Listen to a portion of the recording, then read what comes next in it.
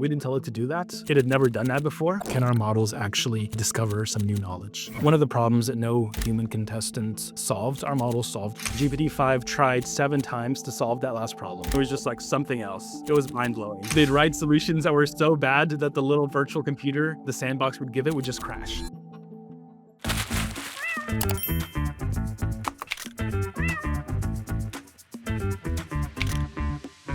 The world's most elite programmers trained for years to compete at ICPC, the Olympics of coding. This year, OpenAI's system solved all 12 problems, outscoring every human team in the world finals. Today, we're joined by one of the researchers that made that happen. Welcome, humans, to the latest episode of the Neuron. I'm Corey Knowles, joined as always by Grant Harvey, writer of the Neuron Daily Newsletter. This episode is brought to you by Wispr. More on them to come later on. But today, we are chatting with Ahmed El-Kishky. Ahmed is a research lead at OpenAI, where he focuses on advancing reasoning, tool use, and programming capabilities in AI models. He holds a PhD in computer science and has worked at Twitter and Meta on large-scale data mining, multilingual NLP, and cross-lingual representation. Most recently, and what's brought us together today, though, Ahmed was a part of the team behind OpenAI's historic win at the International Collegiate Programming Contest, where their system solved every problem in the World Finals, marking the first time an AI has defeated all human teams. Ahmed, welcome to the Neuron. Thank you for having me, Corey and Grant. First off, congratulations. How did it feel when the moment that the system cleared that 12th problem and you realized, wow, we've just made history?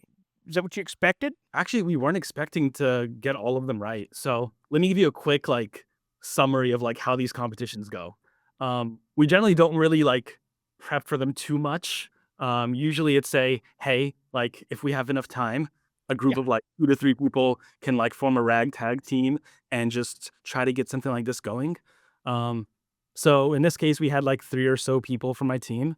They flew out to Azerbaijan, which is, way on the other side of the world. We had somebody back home here making sure everything was up and ready systems wise. And yeah, they were almost hackathoning it. They were just up, sitting there with everybody in the competition. They had the same 5-hour limits. They were just eagerly looking at the problems.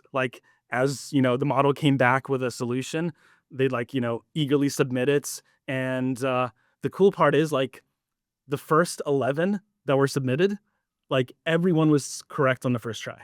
So Amazing. we were just, mind blown. We didn't even think that would happen. Yeah. And then we got to the last problem, and the last problem was so difficult. We kept submitting it every 10 or so minutes, and it would be wrong. So it was a little bit nerve wracking. It already 4 hours had passed. It already gone to the last hour of the competition, and we're okay, we're probably 11 out of 12 is pretty good. That's, already really great. We were looking at the scoreboards. And then in the last little bit of the competition, we saw that answer accepted, and it was just something else. It was Wow. mind blowing. Just seeing all 12. It was really a pivotal moment for just AI, but also all the hard work we'd been doing so far. That seems so exciting and fun, just like playing high school basketball or something. I know. I was going to say, I could see the sports movie of this in my playing in my head, Definitely Yeah, going to do a definitely. biopic. Actually, it's kind of interesting. We've been doing this year we've done several of these programming competitions, and it is almost like sports. I've never actually closely followed competitive programming. I tried it out in college and in high school. But we competed in Japan at Coder earlier this year, and it was obviously on Japan time, and we were trying to see how well our models could do on these new types of programming competitions where there isn't really a correct answer. There's only how good you can do, how well you could do. Yeah. So the competition was up until 3, 4 in the morning. It was a 10-hour competition, which is crazy. Oh, man. Wow. But everybody just stayed up all night. We had this channel on Slack, and hundreds of researchers were just following along. It was in Japanese, so we couldn't understand it. But we could hear OpenAI's name being yelled out, but people were just following along, looking at the solutions. It really felt like a sports game or a high school basketball game. How did OpenAI get into doing these competitions in the first place? I know this is the second big one we've seen fall this year, right? This one's a third, actually. Third. Yeah. So I'll tell you a little bit about it. I joined OpenAI a couple of years ago, and like programming competitions were like my first big project I was working on. When I first started, like I was like, okay, like maybe this is like a way to sort of see how good our models are, and there's some like hint of truth to that. Um, when I joined, GPT-4 had just been released. Uh, it was kind of abysmal at these competitions. It was, I think, like 300, 400 ELO, if you know chess terminology, which like places it solidly at like sub-novice, somebody that just like, just started. Um, so it wasn't really good at all. And it was kind of, in fact, quick funny story. When we tried to actually try these programming competitions problems, they were so difficult and the model was so bad at them, they'd actually kind of like crash the computer. And so they'd write solutions that were so bad that the little virtual computer, the sandbox would give it, would just crash. It ran out of memory, it would just hang, and we'd have to just like, delete it. It was that bad. Um, but a lot of people at OpenAI really come from the competitive programming community. From like high school, they would do Olympiads, international like informatics Olympiads. In college, they would do ICPC. They would participate in these competitions like Google Code Jam. And so there was this like deep-seated community of competitive programmers. And I think fundamentally they had a belief that competitive coding was a really good, I don't want to say benchmark, but a good way to sort of measure how well you were improving at reasoning. So when we saw that it was really bad at them, many people were just like, hey, wouldn't it be great if our models could compete at the same level as like some of the brightest people in the world, some of the brightest students, competitive programmers? That would be a good measure of like progress towards reasoning. Um, so yeah, like we have Jakob Petroki, who is our chief research scientist. We have Mark Chen, who is our chief research officer, and they really like heavily pushed for starting this work stream. That's awesome. Yes, you mentioned 3. So does that include the International Math Olympiad, or is it 3 programming competitions Oh yeah, specifically? so 3 programming competitions and then 1 math competition. Got it. Okay. Got it. Yeah, Okay. so Yeah. the first one we tried this year was AppCoder, which is like this premier competitive programming competition that's held in Japan every year. Mm, The world right. finals there. We decided we wanted to mix it up there. We didn't compete in the traditional, like algorithmic competitive programming, where there's usually a correct solution, a solution that's is able to answer all the questions within a certain time complexity under Mm, certain memory constraints. That's like the traditional programming competition, which is like Yeah. ICPC or IOI. This one was it's called the heuristic competition. Um, Okay. Heuristics are necessary to solve like these problems that they're impossible to get a correct answer to. Like finding the best answer is just fundamentally possible. Like theoretically, it's difficult to do. It's super difficult. And so the best that people can do is writing these heuristics. They're programs that sort of find better and better solutions, but there's no idea of like a best solution. And so in these competitions, we're trying to find like really good solutions. The model has to be creative because it isn't like the traditional. This is correct. This is incorrect. Yeah. The model right. just have to, submit solutions, and then looking at like how well it did, it would have to then one up itself. So it was really in a competition against itself to sort of get better and better solutions. And we'd never tried these out before, and so we wanted to sort of see how we did. One example of these competitions or these problems are like games. Sometimes some games there's no like best game or anything or best program, but you can sort of just get better and better at it. Okay, so let's talk about a tool that's completely transformed how I personally work. That's Wispr Flow. Imagine being able to write full articles, emails, even take complex notes just by talking. That's what Wispr Flow lets me do. It's hands-free writing that's smart, accurate, and ridiculously fast. For me, it solved a decade-long problem. I used to cover baseball as a beat reporter and had to file my story deep in the middle of the night. I always wanted a quality dictation tool that would let me get started on the way home. I wanted to be able to just talk my ideas into a doc. I tried several tools, they all came up short. But with Wispr Flow, I can dictate an entire piece, have it cleaned up, and file all while I'm on the go. No more waiting to get back home, fire up a laptop in the middle of the night to rush something out. I was able to take time that I already had and use it. But it's not just about accessibility, it's about productivity. You'll save hours, get your thoughts down instantly, and stay in flow without breaking a note. So whether you're a writer, a founder, or just someone who needs to capture ideas quickly and accurately on the go, Wispr Flow makes it effortless. Seriously, you're going to want to check this one out. You'll wonder how you ever worked without it. It's available on Mac, Windows, and iPhone. Visit wisprflow.ai/neuron today and get started for free. That's wisprflow.ai/neuron. Tell them the Neuron sent you. Well, then exactly like how do you prepare for a contest like that? Like like what was happening behind the scenes, as you're leading up to this, and if you could tell us a little bit about who else is on the team. I know a couple of them like Mustafa and Boris, but yeah. Yeah. I'll talk a little bit about ICPC. It's honestly just a team sport here. I don't even want to say it's just like a handful of people. That's fair. It's the byproduct of like, pre-training our models, and then doing like RL on them in general to make them really great reasoners, really great tool use. And then afterwards, there's so many people that contributed different ML aspects to the models. One of the experimental reasoning model we used was a byproduct of the IMO efforts by Alex Way, Cheryl, Gnome. So there's so many people sort of playing a part here. But the core people that actually went to Azerbaijan, it's almost like a volunteer experience. We're just like, hey, who wants to try this out? And Mustafa was one of them. We had Robin, we had Andrew, and Boris was helping out from London. So they formed almost like the core team of people that were, driving this. A lot of it was sort of making sure the models were ready to go because there's no room for error here. It's a 5-hour competition.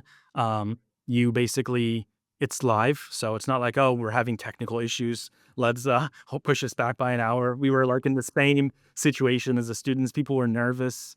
They get the problems in the same PDF format, and so everything had to be just ready to go.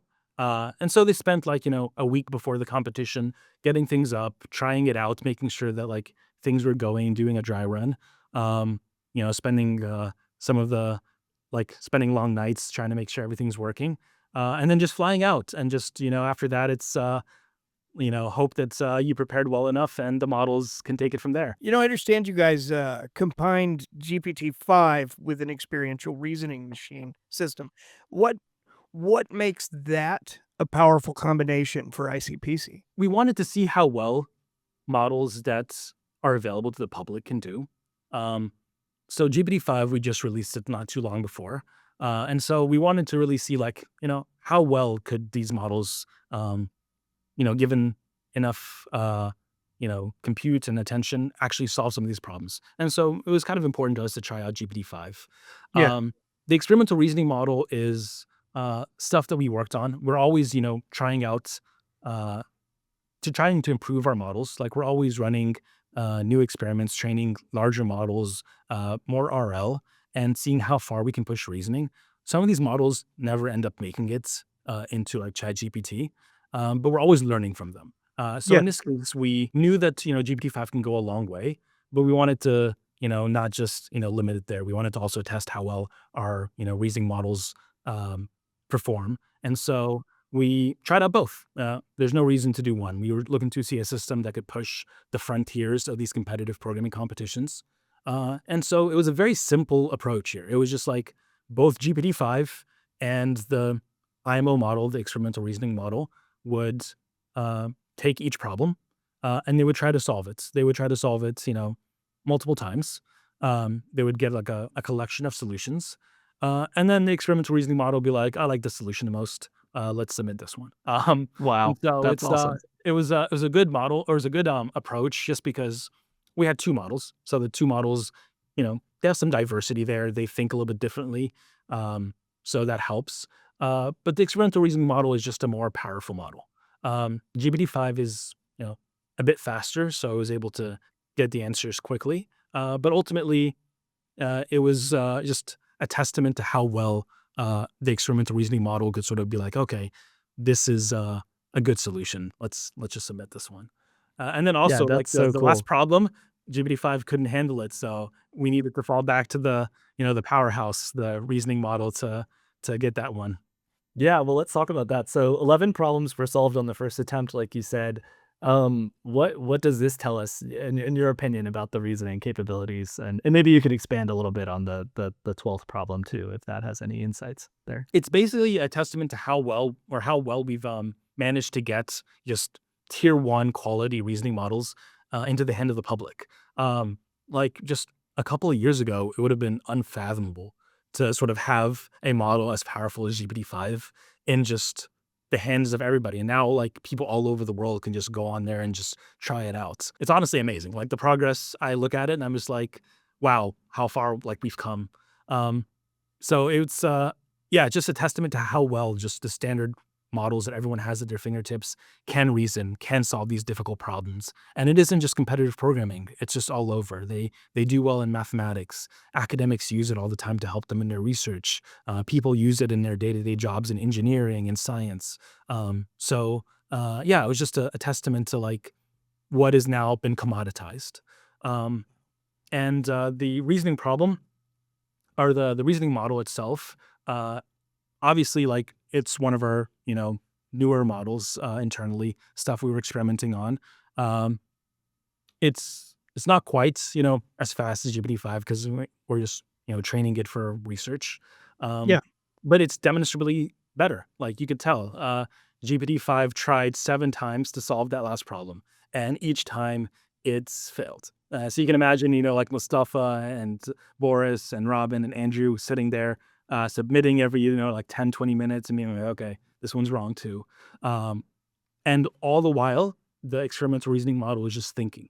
It's thinking for hours and hours. It hasn't even like outputted a single answer yet. So it's 3 hours later and it's still thinking. It's just grinding on this one problem.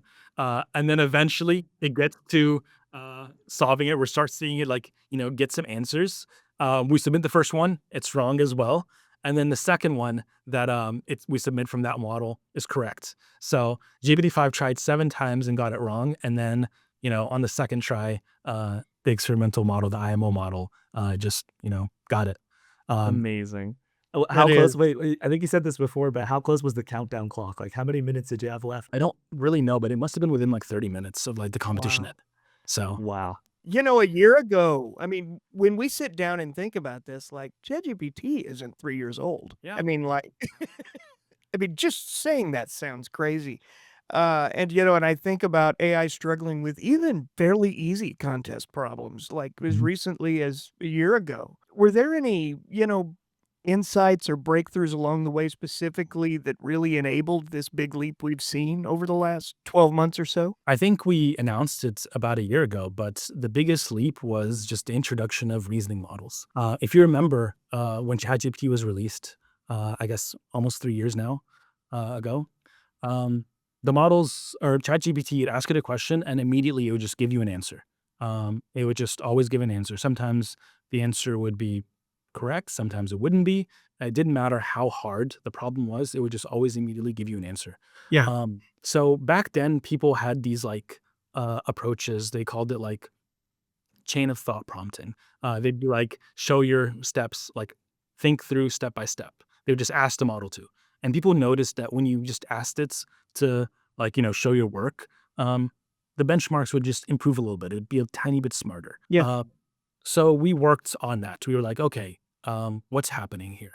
And the idea is that like when you have a difficult problem, no human just immediately like gives an answer. If I asked you to multiply like a 4-digit number by a 5-digit number, you wouldn't like give me an answer instantly. You would like, get your piece of paper and pencil, you'd work it out, you'd think through, maybe make a mistake and fix it, and you give an answer. If you Yeah. asked a scientist to work on a problem or a mathematician, they do the same thing. Um, Hard problems require, more time, more thinking. Um, so we decided to lean into reinforcement learning as a way to get our models to actually, think longer, think better. And that's actually where the breakthrough came in. Um, our What a thought was breakthrough it was, too. it was a crazy one. Um, like we wanted to see like we wanted to a little bit mimic how a human, thinks through these problems. They try things out and maybe they go down wrong directions to dead end. They course correct. And OpenAI has always been into like reinforcement learning. from the days of like, Dota, playing video games, they really leaned into reinforcement learning as a tool that would bring about sort of next level intelligence. And there've been some attempts to apply reinforcement learning to LLMs, but nothing at this scale. So I guess the strawberry efforts, the O series models, were the first like very serious attempt at getting reinforcement learning working on these large language models. And it was honestly like amazing to sort of see it from the beginning, when it started, to now being at a performance level where it's competitive with some of the best competitive programmers. I guess like as just what a couple more questions about the competition. So which problem in the contest surprised you the most? Like either because it was harder than you expected, like the 12th one, or maybe was it one of the first 11 that you were like shocked that it, was so easy? Or the approach it took even, yeah. Yeah. So, I mean, to be fair, I don't think I'm even at the level where I can judge these problems. So That's fair, yeah. like these college students are like, there's something else. I mean, they really should be proud. These are some of the most brilliant college students in the world. And if I took these competitions, maybe if I'm lucky, I'd get one, but that's being generous. Wow. But I mean, after the competition, I looked at the problems, and it was really interesting to me that one of the problems that no human contestant solved, our model solved pretty straightforward. The problem that we struggled with the most, it was also a difficult problem. The people that solved it among the human contestants took, nearly all the time to solve it. So it shows me that like maybe what's difficult for an AI isn't necessarily what's difficult for a human, and maybe what's difficult for a human isn't necessarily what's difficult for an AI. But yeah, so that was sort of the interesting aspect to me. What did those iterations reveal, if anything, that was new to you, like about the systems reasoning process? Like, did you feel like you learned anything new about how it thinks, like from reading that back and trying to understand, like, we're kind of like going through after the fact and Yeah. seeing what it did? I guess I do have the privilege of being able to peek into the chain of thoughts from these models, and it's honestly sometimes it's a little bit crazy to read through because they're so like they do like such clever things. Yeah. So I'll tell you a bit of a story. Actually, let's make this a story over like how it started versus where it's at now. When it started, it would basically barely even reason. It would just try to output the answer. When we first started like competitive programming 2 years ago. Um, when we started doing RL, like just getting started there, it would do a little bit of planning. It would be like, I'm going to try this. And we saw an improvement there. Over time, the reasoning that the models would do would actually become way more elaborate. And it was really interesting because we have a lot of like IOI gold medalists, ICPC competitive programmers, and they'd be like, "Oh yeah, that's a strategy that I would use." So one of the coolest things, in my opinion, is when the model decided it wanted to test itself before it submitted. And so what the model would do is, so the solution would have to be a very complicated algorithm. It would have to have great complexity. It would be very memory aware, very complicated. The algorithm would be like so complex that it's easy to make a mistake. So what the model would do first is write a brute force solution, which is a lot easier to do. It can be like a few lines. And then it would generate some inputs, like pretending to be a, the judge would generate inputs the same way. And then it would compare the outputs of the brute force solution to the really complicated algorithm that it wrote. And it knows that for it to be correct, the outputs have to match. So it couldn't submit the brute force solution because, there's strict time limits and memory limits. It wouldn't like be correct, but it would spend a lot of time thinking and then trying to match the outputs of the brute force solution. And I remember when I noticed that and just showed it to people on the team, the competitive programmers at OpenAI would be like, yeah, that's a valid strategy. And what's really cool is we didn't tell it though. We didn't tell it to do that. It had never done that before. What had happened was just over time, as we trained our models, it just decided, hey, this is a valid strategy. I'm getting really good results when I do this, so let's keep doing it. And that's the beauty of RL. Yeah. And when you look at That's so awesome. when you look at the reasoning, I mean, it's doing tricks like this all over the place. Obviously IMO happened earlier this year. That was the International Math Olympiad. And, both you and Google were competing in that. And they did eventually release, I believe, a version of that model Mhm. that they ran IMO with called DeepThink. Mhm. And I think there's a version of that that certain users of Google can use now. And I don't know if you mentioned that you're using the same IMO model or version of that that you used for this competition. Do you think OpenAI will eventually release like a similar their reasoning model from the ICPC system available in production in ChatGPT, perhaps as a future model, or what are your thoughts there? One of the big powerhouses of the ICPC was GPT-5. So that's already kind of available to the public. Um, Right. so the exact model that was used for like IMO and ICPC, the experimental reasoning model, that one probably is not going to be specifically released, but the insights that were used to train that model will be eventually incorporated into later models. Generally, when we do research, our goal is to bring it into the main models that we host on ChatGPT eventually. So that's a big process. We have to make sure our models are, you know, safe, aligned. They're pleasant models to use and more things than just like competitive programming or math. Right. But our hope is to take the insights that we use to train those models and incorporate it into the next models. So maybe it'll happen in a later version of GPT-5. Maybe it'll happen in GPT-6. But Yeah. ultimately, our goal is whatever sort of we're experimenting on should eventually make it into not just a experimental model just available to a small group of people, but to everybody. So here's a question, and it may even seem a little silly, but I want to ask it anyway. What do you do on a day at OpenAI when you're not making these big breakthroughs or smashing competitive coding records? Like what's a normal day look like at OpenAI? It's honestly like being a graduate student sometimes. We all have like projects that we think are incredibly useful, projects that are going to make our models a lot smarter. Usually, we talk about them, we discuss them with our colleagues. Um, we get some good constructive feedback. Sometimes people are like, "Actually, no, that's it's not going to work." Um, or then maybe you have to actually, push through. Um, Nobody bats 1,000. exactly. Um, and then we basically we're just scientists. Like it's a bunch of nerds just really liking the work we do, really believing in AI. We are working on it. We run these models, we train them. We sort of do an experiment, see if our hypotheses are actually correct or not. So we're measuring like, oh, did this intervention make the model smarter this way, or did it like cause the model to do this? And it's honestly very data driven, very scientific. And sometimes it takes a bit of coding. Like we're not all just like running experiments.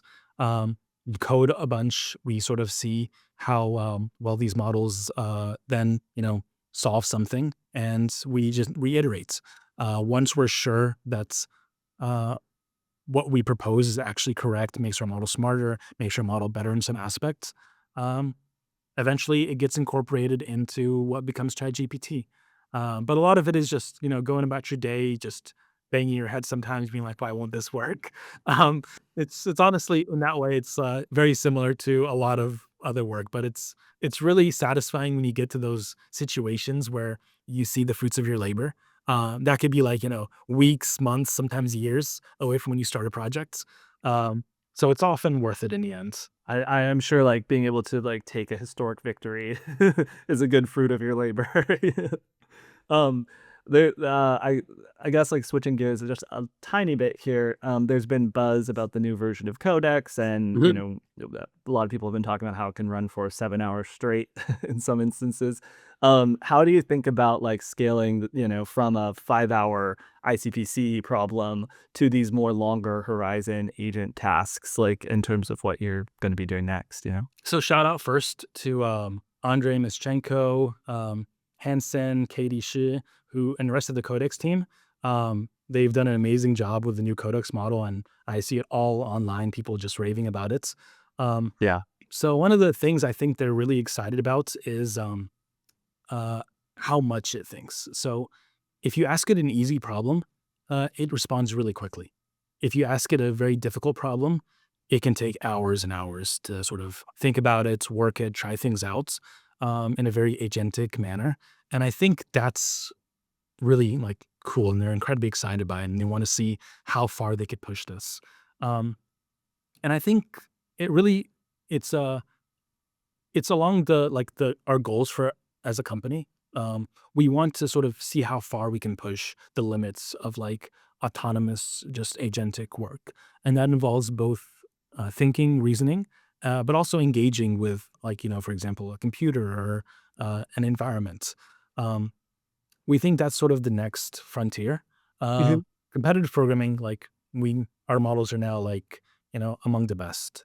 For IMO, we've shown that hey, we can play at the same level as some of the best mathematicians in like high school, and these are some really tough competitions.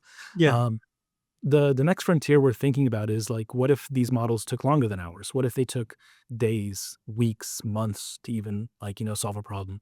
Some of the hardest problems in the world, I don't think are going to be solved in hours. I Um, agree.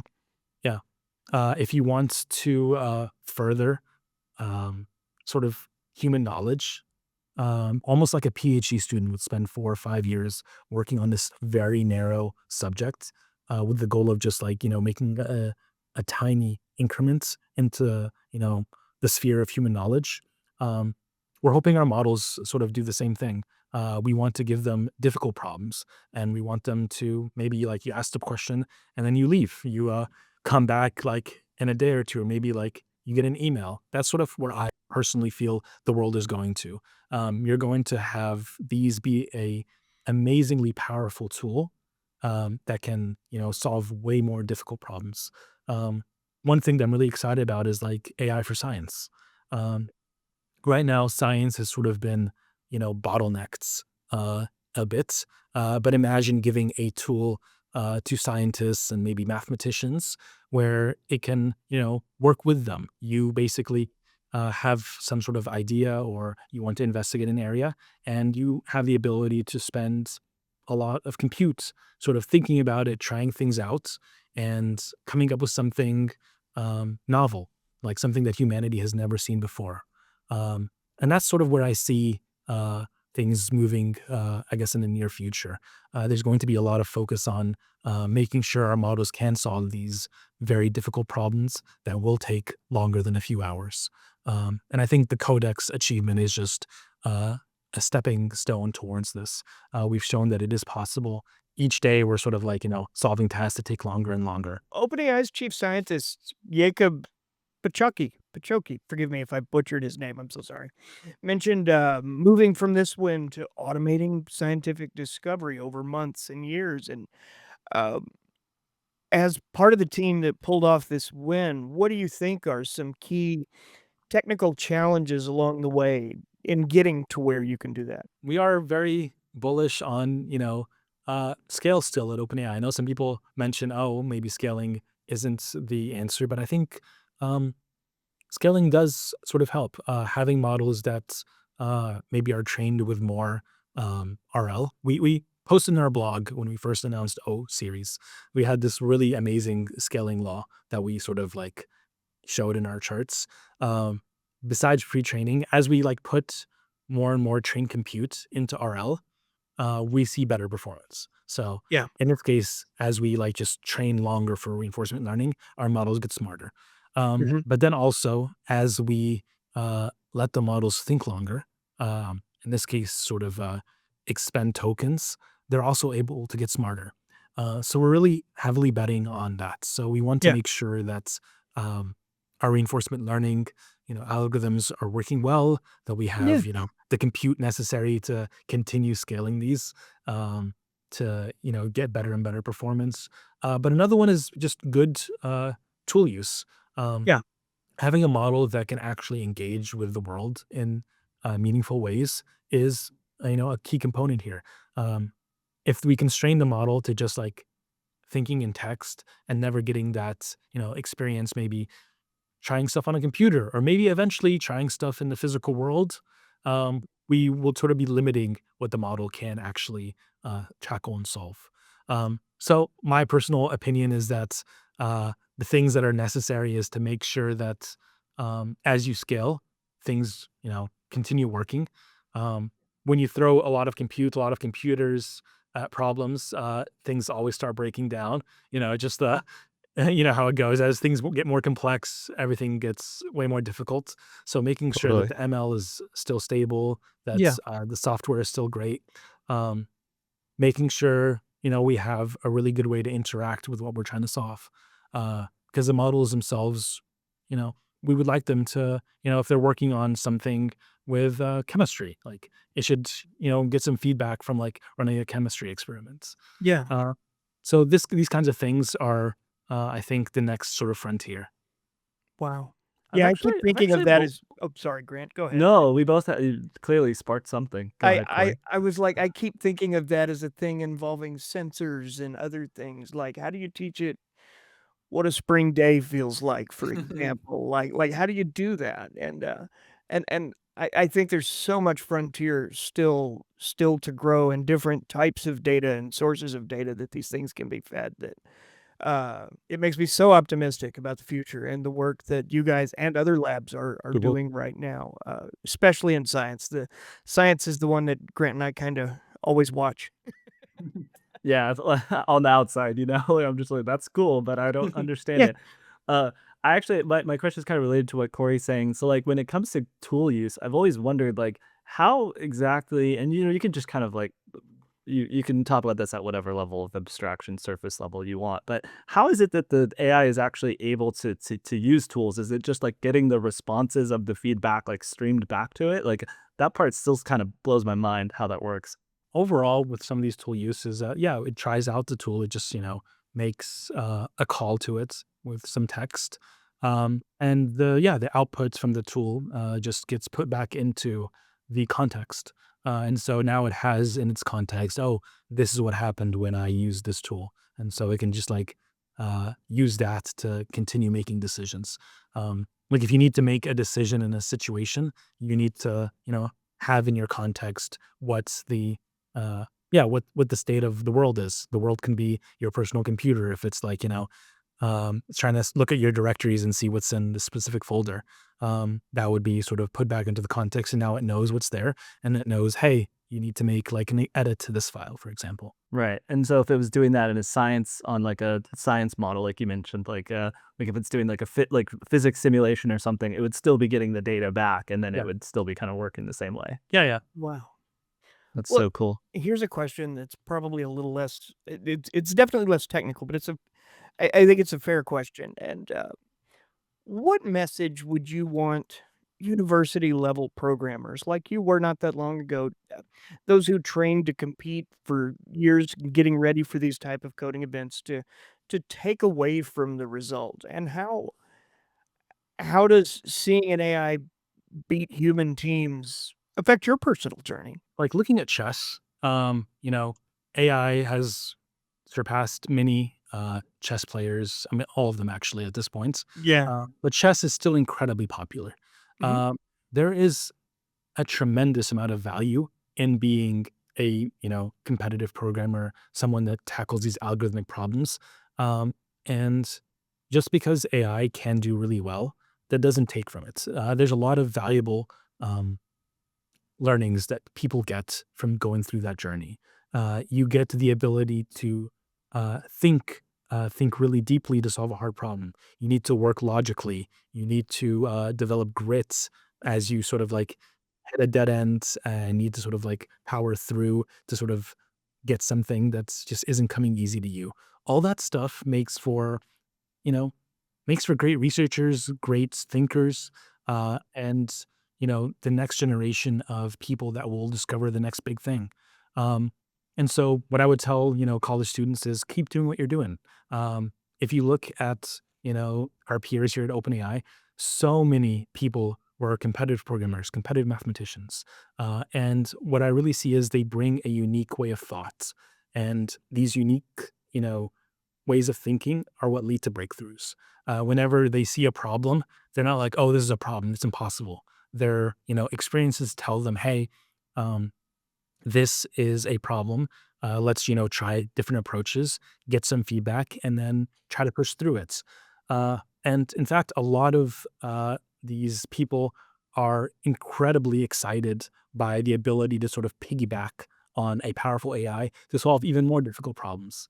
I'll give you a funny story. When we were training our models to be really good competitive programmers, we had, our two, C-level researchers there, Mark Chen and Jakob El-Kishky, the chief research officer and chief research scientist. Mark Chen like coaches the U.S. Olympiad team. He takes them there, makes sure that they're ready to compete on the world stage. And Jakob was a very accomplished, competitive programmer, an ICPC, a Google Code Jam, winning so many. So they were always kind of our goal. And so we sort of made a chart. The chart itself was sort of like the ELO score of our model. And it was like 300 or 400 ELO when we started out. And we had this line that was just a Mark Chen line, but it was like above 2000 ELO. We had a nice little picture of Mark Chen. And then we had a line a little bit above that of Jakob El-Kishky at like 2600 ELO. And it seemed so far away. And basically, both Mark and Jakob would encourage us because they were excited by, these models getting better because they knew the implication there of having a powerful model.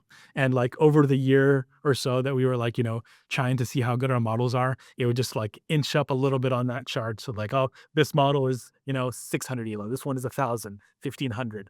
Until one day I remember messaging Mark, be like, I have some bad news. And it was, we saw that like that model had just like slightly edged and just crept above Mark's ELO score on Code Forces. You, And sir, have fallen.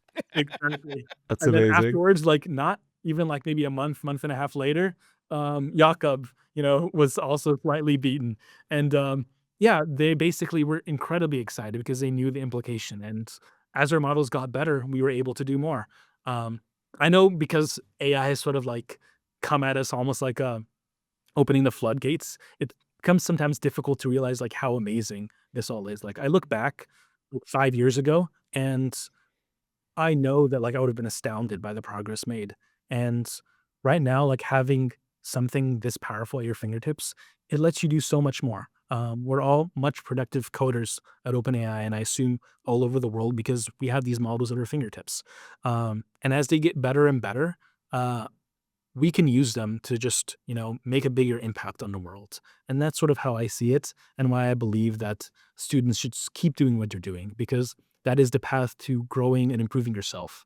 And when you grow and improve yourself, you will be able to better use these tools to, address whatever, issues are in the world or the state of the world at the time.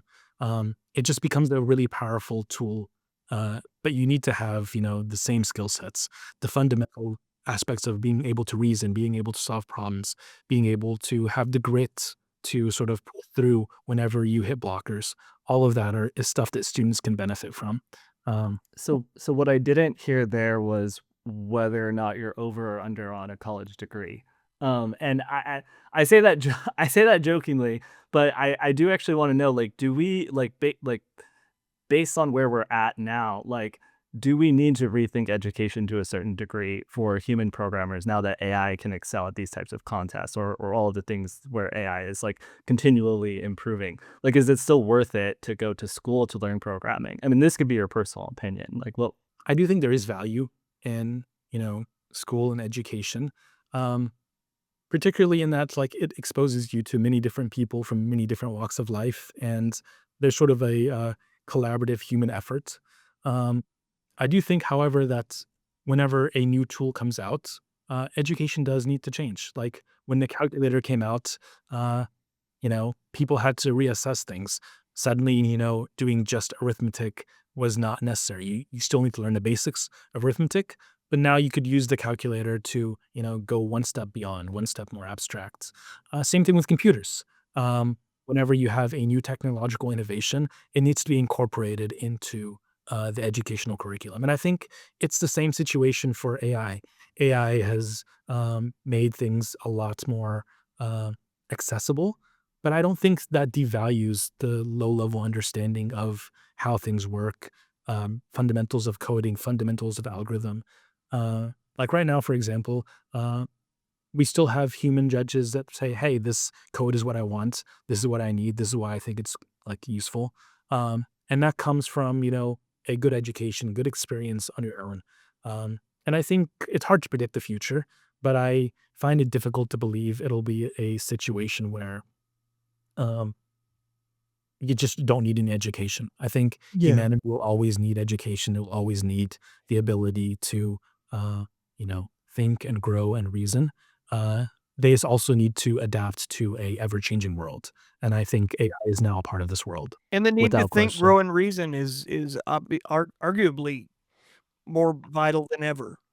Exactly. Um, I really think that we're gonna see those become an increasingly important skill set in the world as we go, and, I love that you mentioned that, maybe education needs to shift with the times because I think that's a really vital thing right now. Do you think that these types of competitions, a few years out will remain primarily human showcases or evolve into joint contests, maybe parallel paths or something where everyone's AI is competing over here and humans are over here? And It's hard to predict.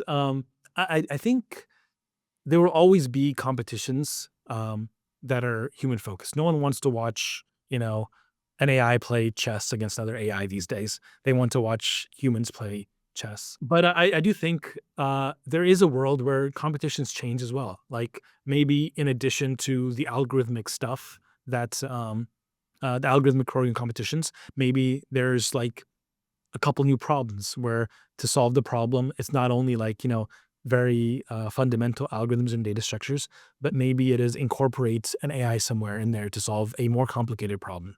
I think the act coder competition was a really good example of that. You can sort of build out, strategies, and the AI can maybe come up with strategies as well. So maybe there's some sort of harmonious meshing of like the two. Maybe also there's a new class of like problems that we don't even know about. Maybe people can modify their program with AI to sort of like compete against each other. So that way you incorporate AI somewhere. I think it's hard to know where the world's heading, but I really believe there will continue to be these competitions where students and individuals are pushing the limits of what humans can do and sort of improving. what's next on your list? Are there upcoming competitions, milestones, things you're, zeroing in on and thinking I want to knock this over? The thing that actually interests me the most is yeah, pushing human knowledge. Like uh, uh, I think it'd be really great if sort of our models were contributing to humanity. Yeah. I think we've kind of pushed to the limits of competition. I think the competitions are not really an end goal in themselves. They're just sort of a way to benchmark progress. Um, if we're able to sort Yeah. of improve on these, that's great. But uh, we don't want to train AI just to play and compete in competitive programming or competitive math. We want Correct. to make sure our models are smart enough to do things like be a valuable, for example, coding assistant to software engineers, be valuable, engineering partners to other forms of engineering. We want them to be an aid to scientists, academics. Um, Something that's really interesting to me is, yeah, can our models actually discover some new knowledge? It could maybe be a maybe a new algorithm that no human has ever discovered, or a math proof that's stumped mathematicians for a long time, or Yeah. something in biology, something in chemistry. All of these, I think, are things that I think would be great if the models could Yeah. sort of contribute to. And that's a little bit where I see things going. Just all over the world, people are starting to think about using these models to, sort of push beyond what humanity has currently discovered and known. Is there a like a competitive science competition? And I was thinking, well, the Nobel Prize. Like what next goal unlocked is AI wins a Nobel Prize, right? Yeah. Maybe like in the future, we'll have like, papers where the first author is like an AI or something and it wins a Nobel Prize one day. I could see it. I don't know what we need between now and then to get to that point, but I could see it happening. Are you familiar with the X Prize, either of you? Like, it could be like the X Prize, right? Where the X Prize is like groups of scientists, researchers try to compete to solve these really hard problems and they get money from it. So maybe that's your next challenge, win the X Prize. It'd be great Um, for all of us, wouldn't it? Yeah. Yeah. All right. We're going to ask our favorite question here, which is what's in your personal AI stack right now? I mean, obviously, we know you're using OpenAI models, but are you personally using Codex? And if so, how? Like, are you having agents just automate everything now, or are you still coding by hand? What are you doing? I mean, it's pretty basic, but yeah, Codex is really great internally because let's just say you want to make some change to our code base, we can just write something in there and just leave it, and then come back and you have a pull request just ready for you, or ask it to explain some part of the code that you don't understand. Honestly, it's kind of shocking how useful it is and how much you grow to rely on it. Like we didn't have Codex, like not too long ago when I joined, everything was sort of done manually. But now it's sort of such an accelerant.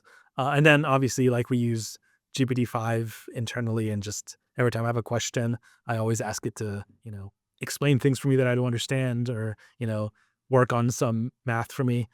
So my personal stack is just GPT-5 and then Codex for anything related to code. Do you think it's like good for a person who's interested in learning how to code to use Codex, or should they wait, learn the fundamentals, and then get introduced to Codex because of how much it can do for you? I don't know if they should be first or wait, but they should definitely learn the fundamentals. One shouldn't rely on something as a crutch to not learn the fundamentals. The fundamentals are always useful, even beyond the immediate, outcome. It's very You need to think long term, and long term, improving oneself involves getting the fundamentals. But then once the fundamentals are sort of achieved and you've mastered them, it's an accelerant. You should use it as a tool, and then try to pick up something that's more abstract, more complex, or you can rely on this tool to sort of accelerate that. Um, yeah, so It's a good I'm call. always pro learning the fundamentals, and I'll never say otherwise. Ahmed, thank you so much for joining us. It's been a real pleasure. I've loved the chance to chat with you and pick your brain on all this. You guys have so many exciting things going on right now. Thank you for having me. It's been a pleasure, Corey and Grant. I loved answering these questions, and yeah, hopefully we can show you some exciting stuff in the coming months. Awesome. Yeah. I That'd can't be wait to awesome. see it. Can't wait to see it. I'd like to give another quick shout out to Wispr for making today's episode possible. Remember to go try AI voice transcription tool for free at whisperflow.ai/neuron today. Yeah, and if you enjoyed today's episode, please take a moment to like, subscribe, leave a comment. Also, make sure to check out the Neuron's daily AI newsletter at theneuron.ai. We really appreciate every one of you for joining. And that's all we have for today. Farewell for now, humans.